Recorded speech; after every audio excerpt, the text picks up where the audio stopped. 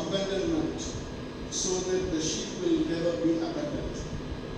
He experienced abandonment. அவர் கைவிடப்பட்ட நிலைமையை அவர் அனுபவிக்கின்றார். எதற்காக என்று சொன்னால் தன்னுடைய ஆடுகள் கைவிடப்படக்கூடாது என்பதற்காக. What a great shepherd he was.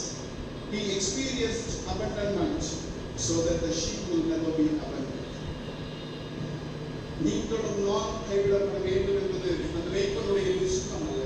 அதற்கு தன்னுடைய உயிரை கொடுப்பதற்கும் ஆயத்தமாக சிலுவையிலே தன்னுடைய உயிரையும் தியாகமாக கொடுக்கின்ற மேய்ப்பனாக, நேர்மையான உண்மையான மேய்ப்பனாக ஆண்டவர் சிலுவையிலே இருக்கிறதை நாம் பார்க்கின்றோம்.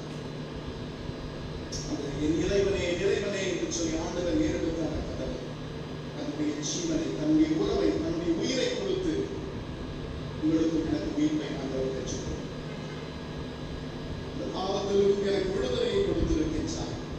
நல்வாழ்வை கொடுத்து he sacrificed his life so that we will get new life. நீங்களும் நானும் வாழ்வை பெற்றுக்கொள்ள வேண்டும் என்பதற்காக. ஜோயே என்ற ஒரு வார்த்தை உண்டு கிரேக்க மொழியில். லைஃப் ரெண்டு விதமான சொற்கள் உண்டு. ஒன்று வந்து ஜோயே என்று சொல்லு.